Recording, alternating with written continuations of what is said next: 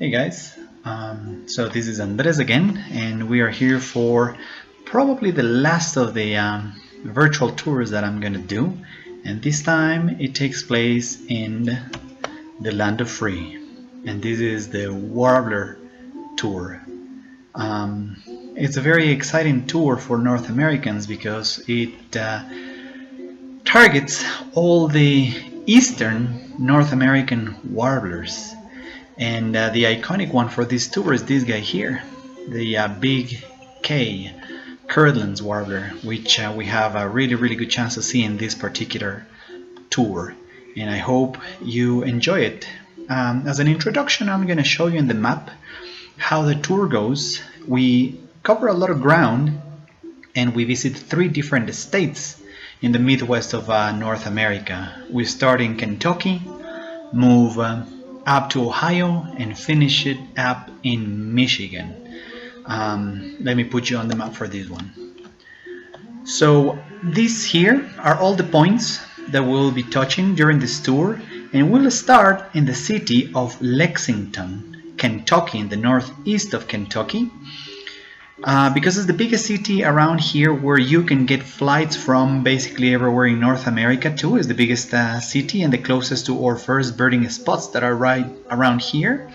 And through the days, in 11 days, we will be moving up through Ohio, birding in the edge of the Appalachians here, in Shawnee State Forest and State Park, and bird in 2 of the the best known migrant traps of this area, Magee Marsh in Ohio here, and Tawas in Michigan, to finish up around here in the center of the mitten of Michigan before returning to Toledo to finish the tour. So if you're ready, come join me.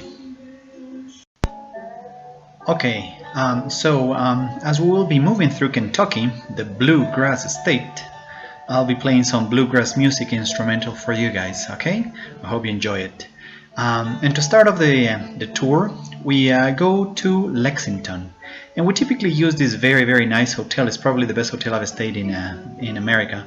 The Double Tree, that has a very nice interior patio and very spacious rooms, but we hardly have any chance to really enjoy it because people arrive on arrival day, and then the next day we leave really early in the day before dawn, so that we can go from Lexington down to the famous Red River Gorge, which is right in here in these areas, to touch a couple of the spots.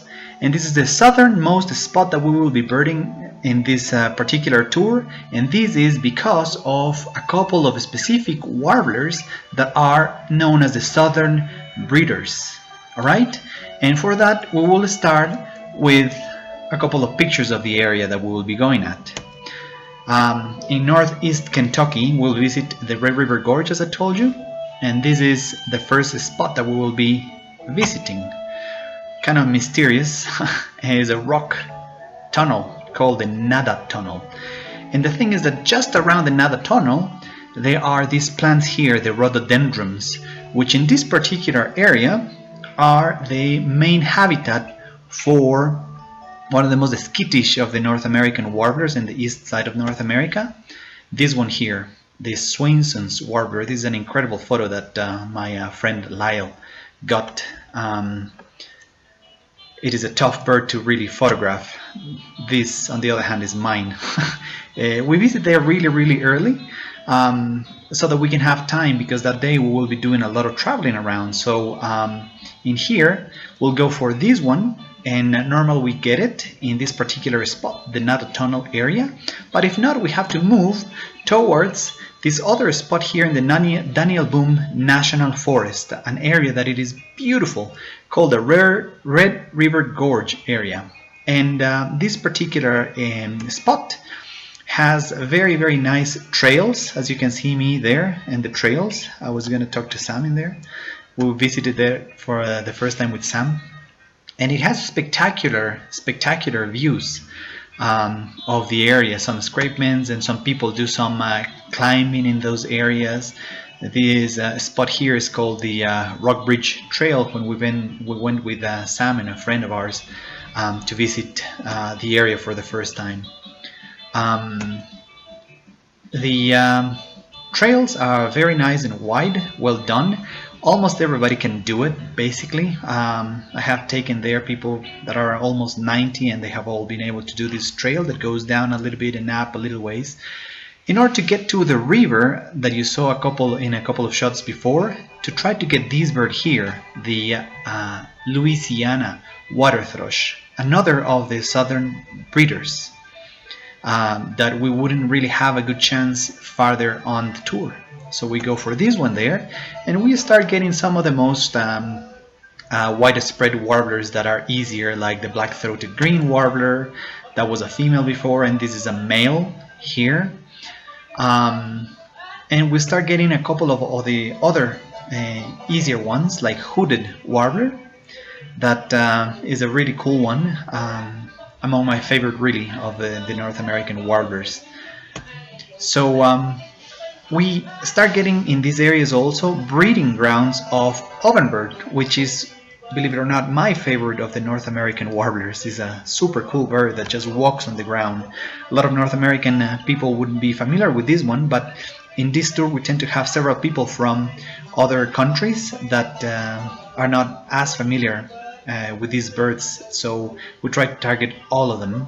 And I will be showing you first the warblers, and afterwards I'll be moving on towards other birds that we see during the trip as well. But since the main target is warblers, we'll be showing this first. These are pine warblers, which is one of the best places to get also the Red River Gorge, this pine warbler, because we have a lot of pine in this particular area. Another of the easier ones to get and widespread is the butterbutt, so-called the yellow-rumped warbler. This is the middle warbler. And at the end of the morning, after doing this nice hike, we can refresh ourselves with a little bit of craft beer. We have a very nice restaurant that we have used a couple of times there in the Red River Gorge area, where we go for the first of the North American specialties, hamburgers. Yes, they make some really good hamburgers here. And we'll continue the day after spending some nice time in this very typical restaurant towards Ohio in the first day. So basically we do only one day in Kentucky, but that's all we need really. And then we'll move on to southern Ohio. After this very nice lunch that we get there, a very typical one, we will be going to ride from the Red River Gorge area to southern Ohio. We will cross the border between Kentucky and Ohio, that is this river here, and we'll spend some time around these areas in some prairies before finishing up the day in Shawnee State Park. Okay? These prairies here are very nice because they give us the first chances to get this warbler here, that it is one of my favorite ones. Prairie warbler, very nice one. Managed a nice photo of this one in the last tour that I did. But in these prairies, the other things that we go for are nice prairie birds like bobolink, that are really a cool bird to see in the Icterid family. And we actually go for a few nice sparrows. We can get clay color there. We can get Dixie cells that are really cool to photograph in that area. Yeah, nice males of these birds, just spectacular. Really, one of my favorite North American warblers and birds in general. This is a grasshopper sparrow. That it is just really cool. This grasshopper sparrow is one of the ones that we see there, but the actual target in this particular area is a Henslow's sparrow that is really hard to get a picture of, so I don't really have it. But we also go for savanna, white crown, white throated sparrows, and there's an area in which we can even get swamp sparrows. So this is a great day, not only for the North American birders, but also, and more actually more for the international birders that joined this particular tour. This is the white-crowned sparrow, and the previous was a swamp sparrow. And then we move to Shawnee State Park. So let me put you on the map here. We have been birding in these areas in that particular afternoon, and at the end of the day we only managed to finish the day in here in Shawnee State Park in State Forest, where this particular lodge is just beautiful, beautiful, beautiful, and is surrounded, as you can see, by forest. And in there we will target a few particular species that are really, really nice, that breed in these areas, that we will be putting some special attention to. Okay, this is the grounds there. They have some rivers there, they have some hills, because this is actually at the edge of the Appalachians, and so there's still some hilly terrain that are really good for a few species of warblers. This particular area holds Louisiana water thrush, for instance, if we haven't seen it before. But more importantly, the big target is this one, I would say, the cerulean warbler. This male is just spectacular. And in this particular area, they are, I would say, abundant, at least by voice. So if you know the song, they can be easy to find.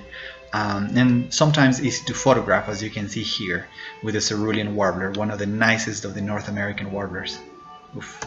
But the other things that we can see here as targets that we can try to target in this particular location that breed here, so we can try to get them in breeding grounds, include the former warbler, now considered a different family of its own, really, the yellow-breasted chat, that we'll try to target in here, together with this other one, also typically breeding in the southern part of this tour, the Kentucky warbler, difficult to get a photo of. This is a very cool looking bird. But the hilly terrains are really good for this particular one, the worm-eating warbler, that it is also happily common in these areas here. So we managed to get it because it is not easy to get it on the migra traps farther north, but in breeding grounds it is easier to find. And finally, in terms of warblers, the one that we try to find here, that it is easier here than in any other part of this tour, is the beautiful yellow-throated warbler. Beautiful bird, eh? As I told you, if we haven't seen it, we have another chance of Louisiana water thrush, and from here on we will be seeing several other things that are more common in terms of warblers and that are wider spread, but these are the special ones for Shawnee. And then we can start seeing common things like American redstart, that it is just a beautiful bird to see and to find. We start getting black and white warblers, and common yellow throats are easy to find in the meadows and areas that this particular forest has. A nice combination. And we start getting northern parulas, but typically we get them as they normally are in the tops of the trees.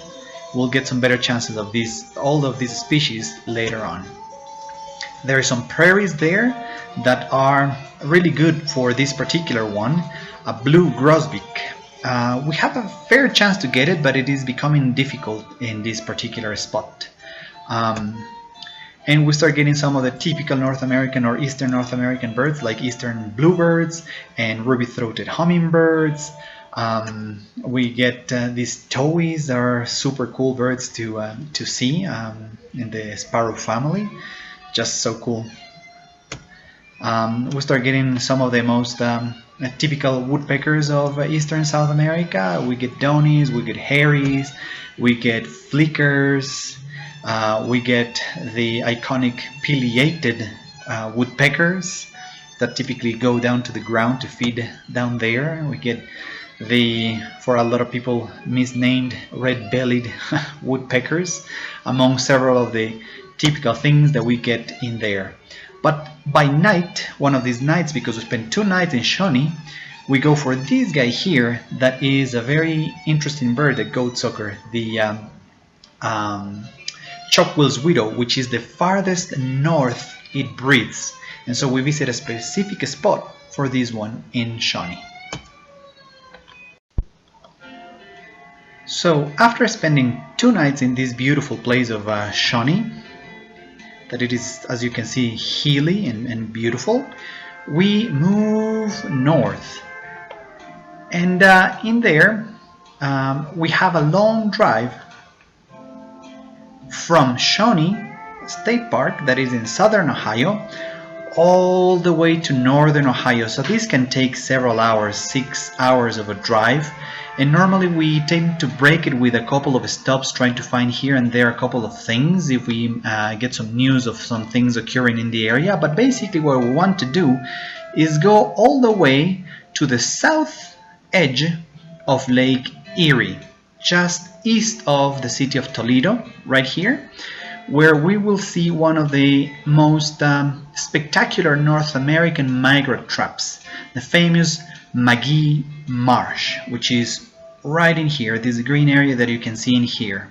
Okay, and this is one of the few areas where you can see some forest, and where the warblers pile up before doing the jump across the lake and continuing their migration north.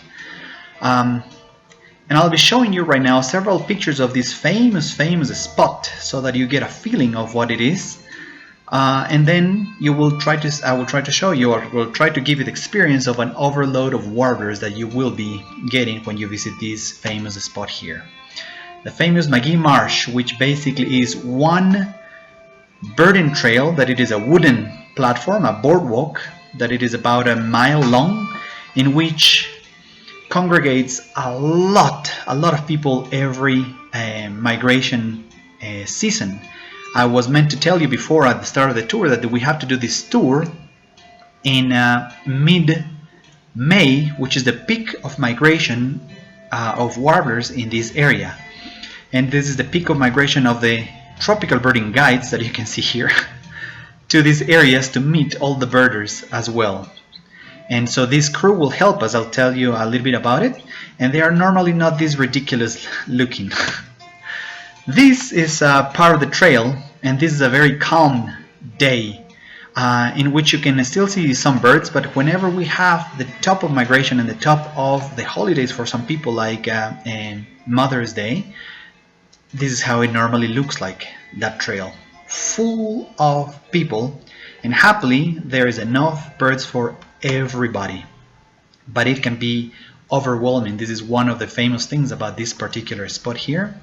Thousands of birders, thousands of birds.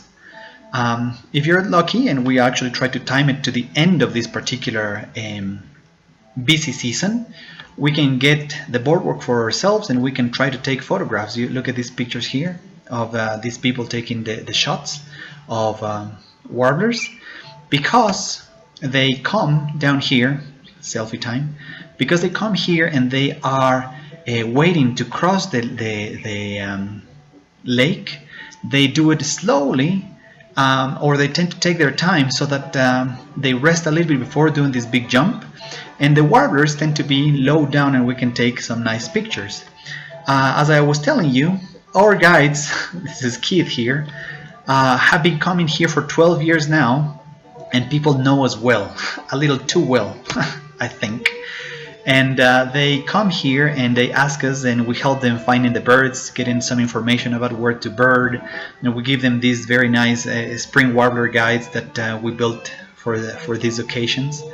And we normally have this crew of tropical birding guides like Phil and Lyle here, who give information to everybody, and we meet them and they talk about the next destination, their tours. We meet them yearly, so that's what we normally do.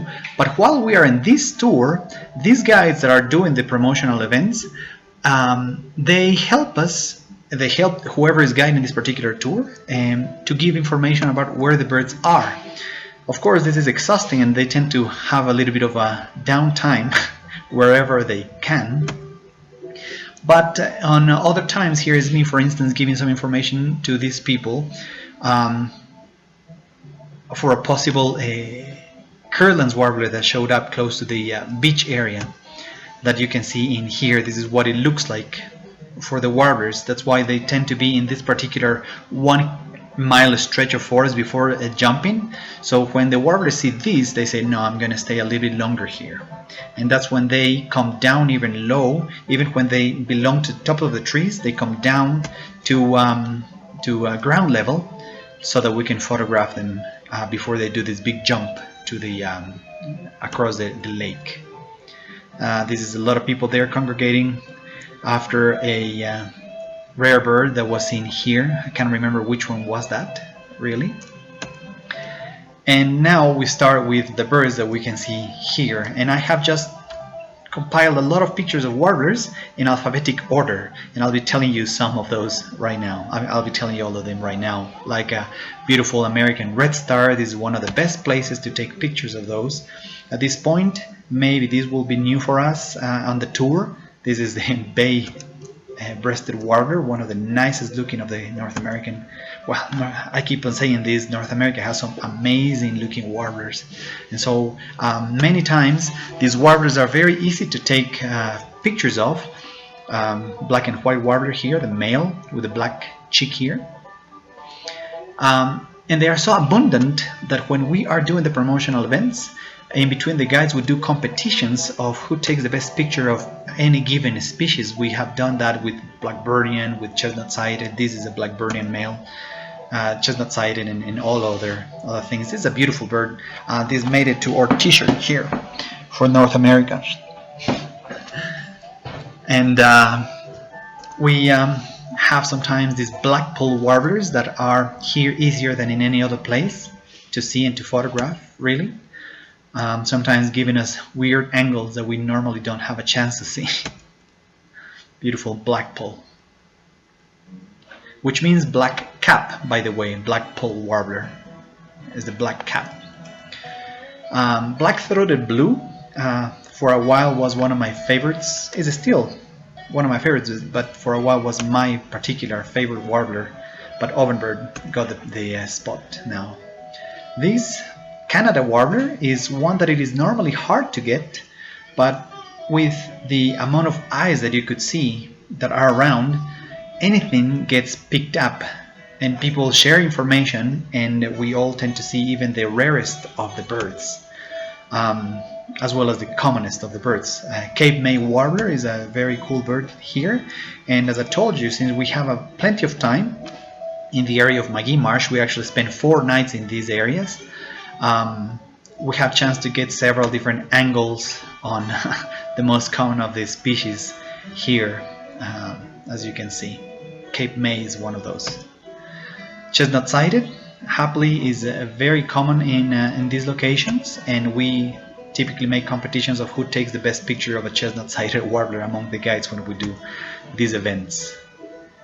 As you can see, they are just posing for photos. On the other hand, and as I was telling you, this microtrap brings so many eyes and trained eyes, birding eyes to the region, that even the rarest and the most difficult birds to find get found here.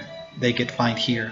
This is a Connecticut warbler, one of the hardest, if not the hardest of the warblers that we tried to find in this particular tour. It is very, very tricky, this particular one.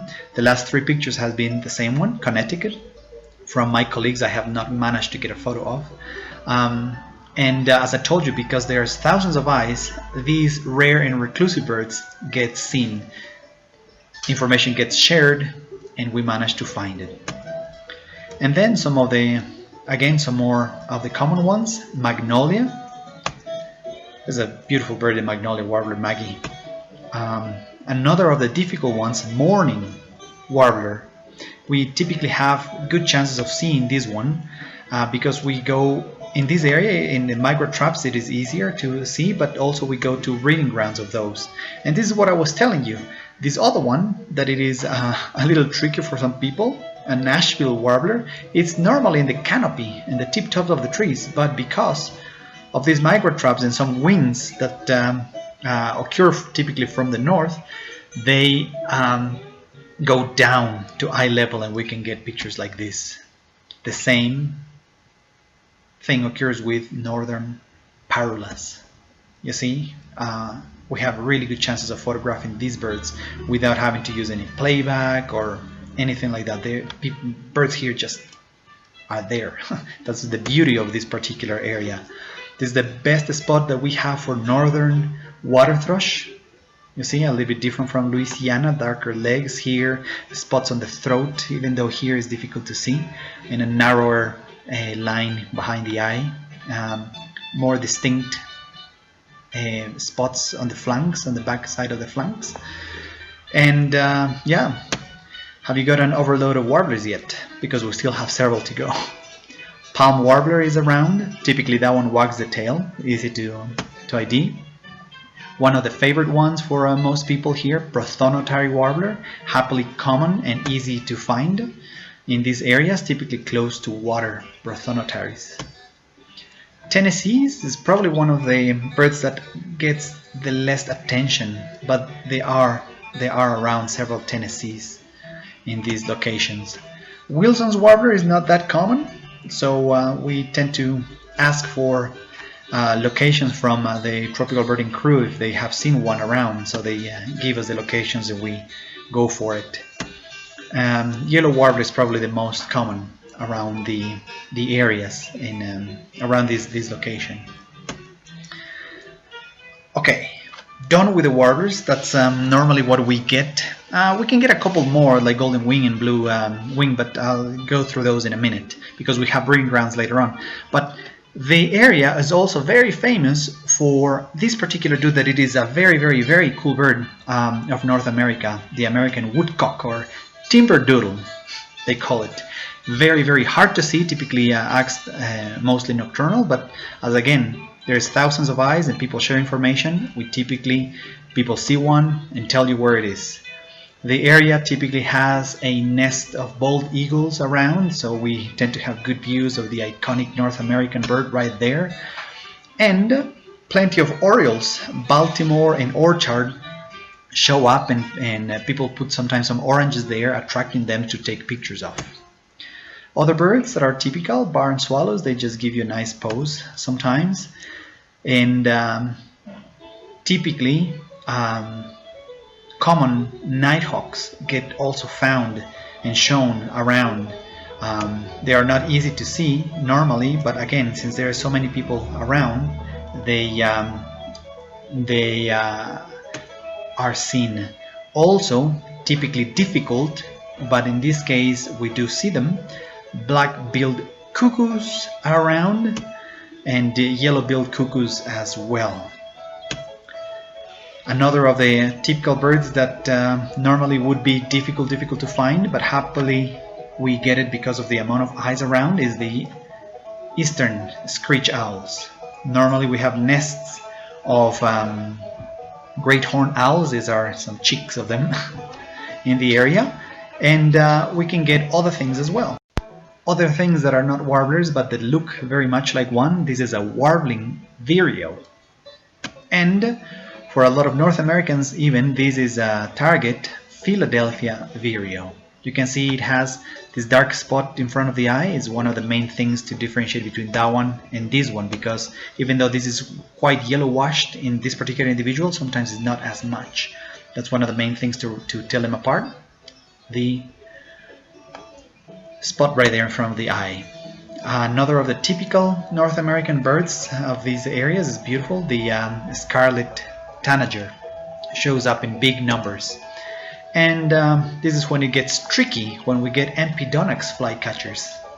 This is an Acadian flycatcher, one of the not as tricky ones like willow or alder. When they show up are a little tricky, but we can get also least, and this guy here, yellow-bellied flycatcher. All of them Empidonax tricky flycatchers to see. And then we will be, as I told you, 4 nights in this area, so we don't only visit in this area McGee Marsh, but other locations as well. So let me put you on the map.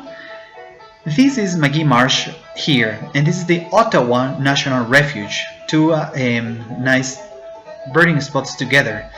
But as well, there is some metro parks by the city of Toledo that hold very nice birding. So whenever you're not in Magee Marsh, you can visit, for instance, Metzger Marsh here or Maumee Bay.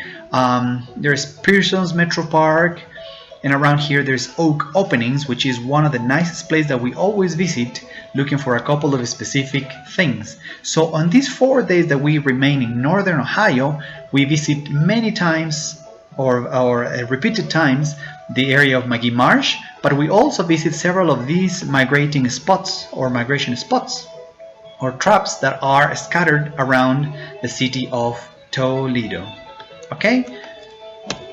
So this is the Ottawa National Refuge. This is the big house that they have. It's a beautiful place there. And this is the Maumee Bay area where sometimes some specific birds get seen.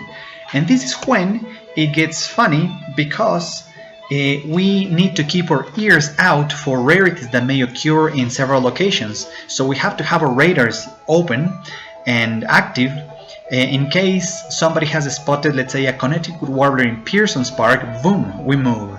If somebody has seen a few rarities here and there, we do a lot of active moving here and there. And in Maumee Bay we tend to get this screech owl as well. But there are specific things, like in Pearson's Metro Park, we go for this isolated population of lark sparrow, which is a nice one. And there is a new marsh, a metropolitan park that has a new marsh where we can get least bitterns that are very cool for that. Also, they had been having yellow-headed blackbirds, for instance, and a few terns and a few other things that are related to water in this particular region. Soras is a good place to get them, but some waterfowl is there as well. And in Pearson's Metro Park that I was showing you, also we can get, so in Oak Openings, we can get summer tanager, which is also not very regular in the area. And as I was saying, we will be doing some twitching after some rarities that get found here and there. So through the years, in every year, there is some rare birds that have been seen here and there that we have to keep on actively moving out so that we can get them. So sometimes they are seen in Magee, sometimes in Oak Opening, sometimes in here and there and there and there and there. We move around, like this American white pelican. We try to target it when we have already seen most of the targets, and we can go for other things. One year we had, for instance, curlew sandpiper in a breeding plumage. That was an amazing thing. The other year we had a ruff, for instance, or a Eurasian widgeon. We had one of those years. Fork-tailed flycatcher even was there. Horned grebe is another of the rarities that can show up. I mean, you don't expect to see all these rare things that I'm showing you. They show up because of migration. This was a great twitch that I did one year with a long-eared owl, one of my targets. It was just very rewarding. We got the voice and the message, and we zoomed towards it. Even painted bunting was seen once in these areas. A couple years back, I got my lifer snowy owl. That was a weird bird that just stayed longer, overstayed their time in these areas. By mid-May, should have been gone already, but happily, it wasn't. Last year's, the bird of the trip for most people was actually this whooping crane that got seen somewhere in the area, and we rushed to get it. We did a nice twitch and we found it. And then we will continue to Michigan. So in Michigan, our third state, after a few thousands of kilometers already, we will visit a very nice area called Tawas State Park, which is right in the mitten right here. And this particular area is another of the migrant traps in a different lake here, Lake Huron, that has a different dynamic compared to Magee Marsh. Magee Marsh is in the south of the lake here. Tawas is on the north part of this particular stretch of the lake here, so it receives migrants coming in, and they come here tired, and that's a different dynamics. So we do a long drive here crossing through Detroit, crossing close to Ann Arbor, Flint, Saginaw. Sometimes we stop in there, and we move to Tawas, which is a very nice point here, very beautiful location that holds, as I told you, a different thing. So this state park here in Tawas is a very nice location. You see, it's a very interesting spot that receives a lot of the birds because this is forested. It's a very nice trail in which we go and try to find some of the birds that arrive after the long flight that they have done. This is more or less what it looks like. This image is taken from Google Earth. You see? So this is the Tawas Point State Park. But we don't only bird the area here. This is kind of the equivalent to Magee Marsh. As well, around the town of Tawas City, there's a few interesting things, and more importantly, probably, is the breeding grounds of Kurland's warbler. And this is what draws here particularly. Okay, they have started a process of planting some pines so that they bring in Kurland's warbler to breed, and they have been doing that really successfully. And so what we do is, here's our crew of tropical birding guides that when we went for the first time, went there to try to photograph them, but we didn't know that the way to do this is going really early in the morning so that the birds are singing on their own from the tops of the trees. And so we went back really in the morning one day and we got them. And that's what we've been doing with our tours. Now every time we go, we visit that one of these days the first thing in the morning after one of the key birds in North America, the Kurland's warbler. You see? A spectacular bird. Happily it sings actively in the first hour or so of the morning, and we go for those. There is also some nice breeding grounds in different spots for other things that we may have already seen before in Magee, but may have not seen it as well. So we go for breeding grounds of blue-winged warbler, for instance, such a spectacular bird, and as well breeding grounds of golden-winged warblers. Golden-winged warblers are particularly responsive in these breeding grounds, are very nice. At this point we may have not seen this one yet, and it tends to be tricky, but this is one of the best spots to get orange crown warbler, a photo from one of the participants, Paul Greenall, in our last tour. And then other birds, because at this point we should have already finished up all or seen all 37 of the North American warblers, which is all of them for this side. And maybe even, probably if some rarity showed up, maybe another one, 38, if we had like 1 year black-throated gray. But then we can take time to visit other spots and see other things that are also very interesting, like wild turkeys displaying. There is a good spot called the Total Marsh, where American bitterns tend to be around. The same with barred owls. There's also good places for black terns. There's a nice spot to see and to photograph cedar waxwings. And then we just take our time.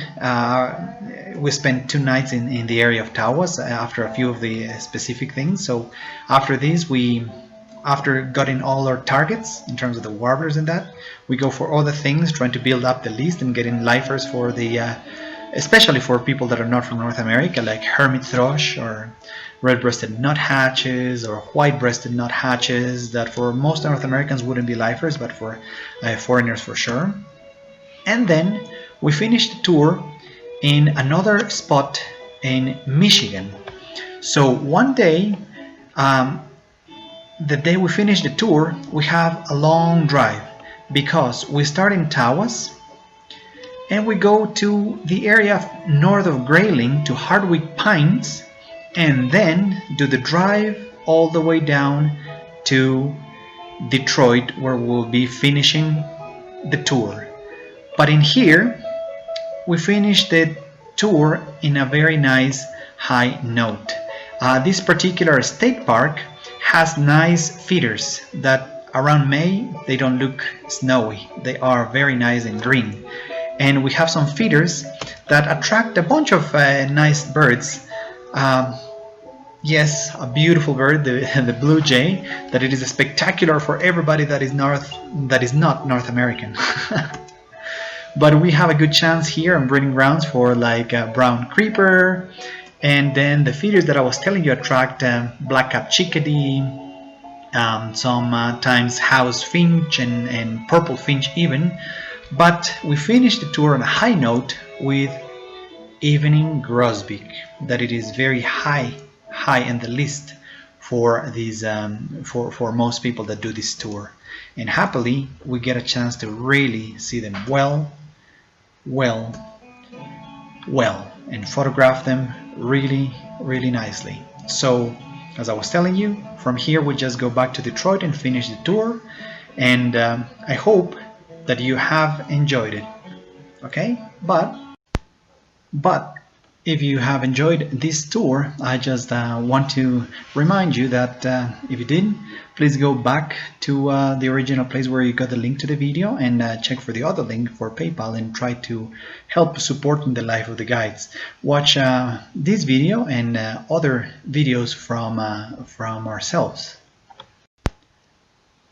Remember, I have done already 6 other tours that I invite you to watch them already. Belize, the Pantanal in Brazil, the Galapagos Islands, Argentina, and a spectacular tour, one of my favorites, Southeast Brazil after these amazing tanagers, and Southern Ecuador after rarities and megas. So thank you guys for watching, and well, thanks for being a good part of these virtual tours. It's been a great thing.